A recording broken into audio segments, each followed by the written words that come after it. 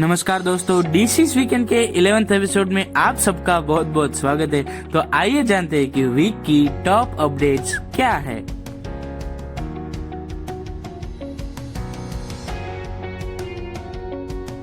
यहाँ पे पहली अपडेट निकल के ये आती है कि 11 दिसंबर फ्राइडे को हमारे इंडिया की जो डिफेंस मिनिस्टर है उन्होंने डीआरडीओ के द्वारा बनाई गई 5.56 इंटू 30 mm की जो कार्बिन है उसका सक्सेसफुली टेस्ट कर दिया है। उसका नाम JVPCB है। वो एक सेमी ऑटोमेटिक वेपन है जिसका full form joint protective venture carbine वो है। उसके साथ अब अगर आपको कुछ स्पेसिफिकेशन बताऊं तो वो 700 राउंड पर मिनट फायर कर सकता है। इसके साथ ही इसका जो वेट है वो 3 किलो तक का है और इसकी जो इफेक्टिव रेंज है वो 100 मीटर तक की है। इसमें 3 अलग अलग की फीचर्स है। क्या पहला, इसकी रिलायबिलिटी है वो बहुत ज्यादा है। दूसरा कि ये जो रिकॉइल है वहाँ का जो रिकॉइल होता है वो बहुत ही कम है और इसके साथ रिट्रैक्टेबल बट है, यानी कि ये जो गन है वो इजीली आप कहीं भी बहुत ही कम स्पेस में कैरी कर सकते हो।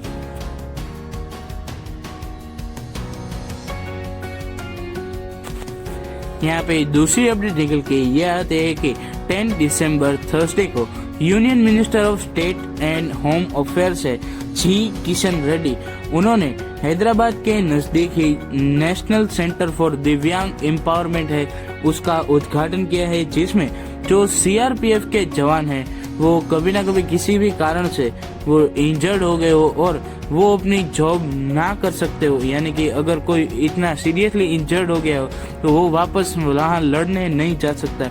तो उन लोगों को एम्पावर करने के लिए ये सेंटर बनाया गया है, जिसमें ये सीआरपीएफ के जवान है जो किसी भी तरह से डिसेबल हो गए हैं उन लोगों को ट्रेनिंग दे के उनको अलग अलग नौकरियां दी जा सकती है, जैसे कि जो इंडिया की जो साइबर आर्मी है उसमें वो मदद कर सकते हैं। इसके साथ जो पैरा स्पोर्ट्स है वहाँ भी वो जा सकते हैं। तो इसलिए ये सेंटर बनाया गया है और इसका जो पहला बैच है वो हाल ही में रिलीज किया गया है, जिसमें 24 जो दिव्यांग सीआरपीएफ के जवान हैं उनको शामिल किया गया है और उनको ये जो साइबर वॉरियर्स है वो बनने के लिए ट्रेनिंग दी जाएगी। तो ये एक हमारी जो गवर्नमेंट है उन्होंने बहुत ही ज्यादा अच्छा स्टेप लिया है, जिससे हमारी इंडिया की जो साइबर वॉरियर्स है वो और भी ज्यादा खतरनाक और इंडिया की सुरक्षा के लिए काम आ सकते हैं।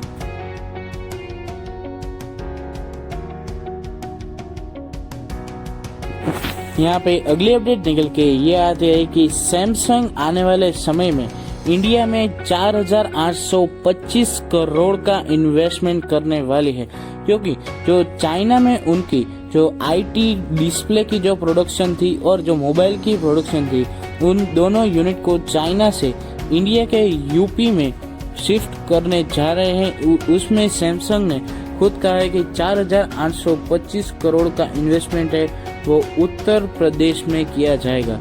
तो ये एक बहुत ही ज्यादा अच्छी बात है कि एक south Korean tech giant company है वो हमारे इंडिया में इतना इन्वेस्ट कर रही है, जिससे हमारे इंडिया में बहुत ही ज्यादा जॉब अपॉर्चुनिटीज मिलेगी और मेड इन इंडिया होगा।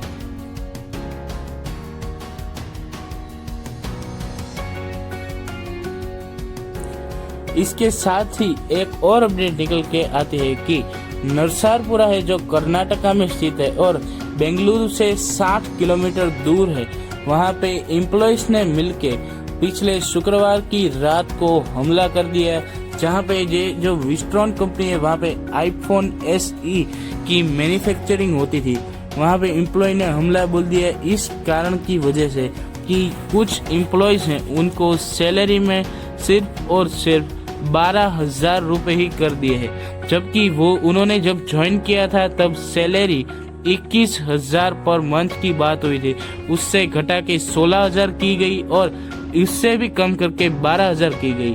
तो इसके लिए वो जो पूरे जो एम्प्लॉयज हैं वो बहुत ही ज्यादा गुस्सा थे और कुछ एम्प्लॉयज को बैंक में सिर्फ और सिर्फ 500 रुपए ही जमा कराए गए थे, तो उसके लिए भी वे सब नाराज थे।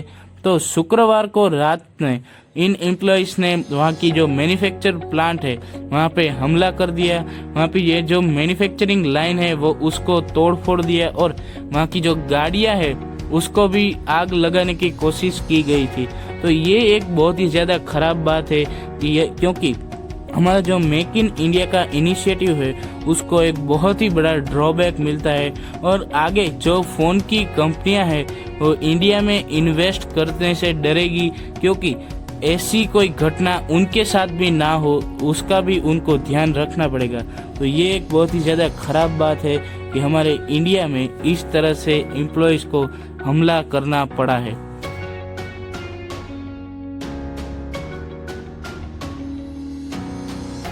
यहाँ पे अगली अपडेट निकल के ये आती है कि हमारे प्रधानमंत्री नरेंद्र मोदी ने 10 दिसंबर को हमारी जो नई पार्लियामेंट बिल्डिंग है उसका जो शिला है वो रखी है, यानी कि भूमि पूजन कर दिया गया है।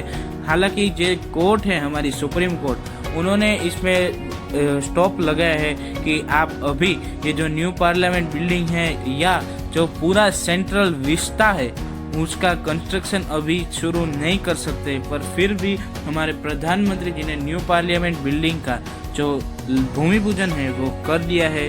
तो अब देखना ये है कि अब ये कब तक बनता है ये पार्लियामेंट बिल्डिंग। यहाँ पे रतन टाटा ने भी इस सेरेमनी को अटेंड किया था। उसके साथ साथ गवर्नमेंट ने ये कहा है कि हमारे 75th इंडिपेंडेंस डे तक यानी कि 2022 तक ये पार्लियामेंट बिल्डिंग है वो बन जाएगा और इसकी कॉस्ट करीबन 1000 करोड़ होगी। तो दोस्तों बस आज के वीडियो के लिए इतना ही। मिलते हैं फिर किसी ऐसे वीडियो में, तब तक के लिए आप सबका बहुत बहुत धन्यवाद। जय हिंद, वंदे मातरम।